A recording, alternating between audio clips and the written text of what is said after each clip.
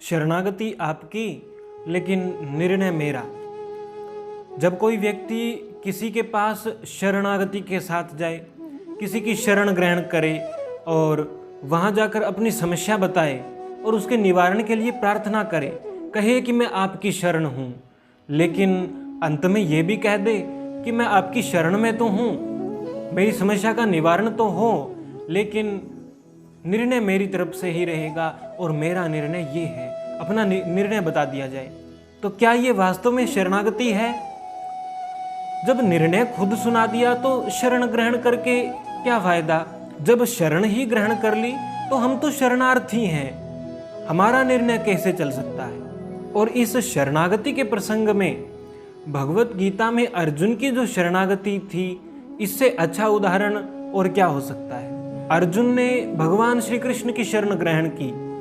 पहला अध्याय भगवत गीता का, जिसमें अर्जुन ने भगवान श्री कृष्ण को अपनी समस्याएं गिनाई, अपनी दुविधा प्रकट की, कहा मेरे सामने अपने ही लोग खड़े हैं, मैं युद्ध कैसे करूं? लेकिन जब दूसरा अध्याय शुरू हुआ तो भगवान श्री कृष्ण ने अर्जुन से स्पष्ट रूप से कहा, अर्जुन युद्ध कर, और वो भी कठोर शब्दों में। उस समय अर्जुन एक और दुविधा में पड़ गया, एक और समस्या उत्पन्न हो गई।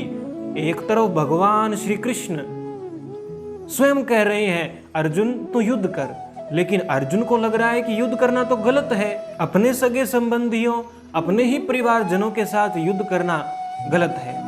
जब अर्जुन को लग रहा है युद्ध करना गलत है और भगवान कह रहे हैं युद्ध करो, उस समय अर्जुन इस नई दुविधा में पड़ जाता है और इसी दुविधा के निवारण के लिए वह स्वयं भगवान श्री कृष्ण की शरण ग्रहण करता है। भगवान श्री कृष्ण का अर्जुन भक्त है, सखा है, मित्र है, और यहाँ तो भगवान उनके सारथी भी बने हुए हैं।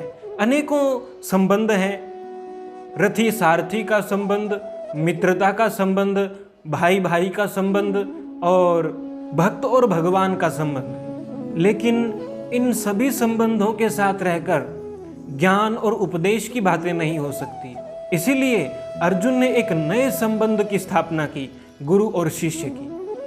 अर्जुन ने भगवान श्री कृष्ण की शरण ग्रहण की और कहा, हे श्री कृष्ण, मैं आपका शिष्यत्व स्वीकार करता हूँ, आप मेरे गुरु बनकर गुरु रूप में मेरे लिए जो उचित मार्ग है उस मार्ग का मार्गदर्शन कीजिए, मेरे लिए उचित ज्ञान का उपदेश कीजिए। उस समय भगवान के प्रति अर्जुन की पूर्ण शरणागति है, लेकिन उसी के अगले श्लोक में तुरंत उसी के बाद अर्जुन अपना वक्तव्य फिर से रखते हैं, एक वाक्य फिर से कहते हैं और उसी वाक्य की चर्चा संजय धृतराष्ट्र से करते हैं।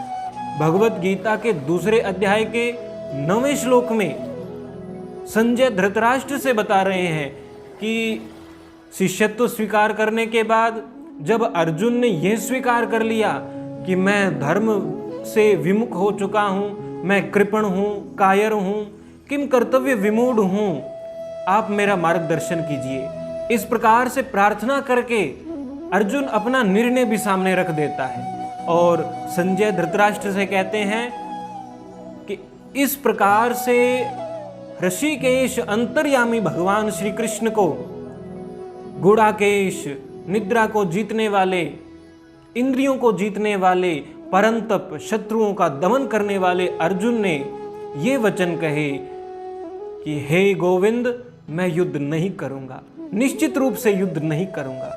और ऐसा कहकर अर्जुन चुप हो गए। वो अर्जुन जो भगवान की शरण ग्रहण कर चुका है, अभी अभी शरण ग्रहण की है, अभी तो प्रार्थना की है कि आप मेरे प्रति उपदेश करें, और तुरंत ही अपना निर्णय पुनः सुना दिया। ये निर्णय पिछले काफी देर से अर्जुन सुना रहे थे, लेकिन जब शरण ग्रहण कर ली तो निर्णय तो भगवान पर छोड़ना ही चाहिए। लेकिन अर्जुन ने यहाँ फिर से अपना ही निर्णय सुना दिया, फिर से अपनी ही बात कही। तो क्या अर्जुन की ये बातें सही थी? सत्य है कि शरणागति ग्रहण करने के बाद निर्णय के बारे में विचार करना ठीक नहीं है, लेकिन अर्जुन ने यहाँ निर्णय के बारे में विचार तो किया ही नहीं। अर्जुन भगवान के प्रति पूर्ण रूप से शरणागत हैं, अपनी आधी अधूरी शरणागति के साथ नहीं है, पूर्ण शरणागति, अपना सर्वस्व वे भगवान के चरणों में समर्पित कर चुके हैं। लेकिन ये जो वचन कह रहे हैं, ये अर्जुन नहीं बल्कि शोक से संतप्त विषादग्रस्त अर्जुन ने ये वाक्य कहा है। जिस अर्जुन ने भगवान की शरणागति ग्रहण कर ली, वो भगवान की शरणागति ग्रहण करने के बाद पुनः कुछ नहीं कहना चाहता। लेकिन अर्जुन की वो स्थिति जो काफी देर से बनी हुई है, विषाद तक की स्थिति में अर्जुन जहां जा चुका है, तो वो विषाद की स्थिति अर्जुन को उबरने नहीं दे रही। और इसी स्थिति से उबारने के लिए ही तो अर्जुन ने भगवान से प्रार्थना की है। इसलिए अर्जुन शरणागति के बाद भी अपना निर्णय सुना तो रहा है, लेकिन इस समय अर्जुन होश में नहीं है। अब इस शरणागति के बाद शरणागत वत्सल भगवान श्री कृष्ण की क्या प्रतिक्रिया रहने वाली है, भगवान किस प्रकार से अपना उपदेश शुरू करेंगे, इसके बारे में जानना आवश्यक हो जाता है। तो भविष्य में इसके बारे में चर्चा करेंगे। जय श्री कृष्ण।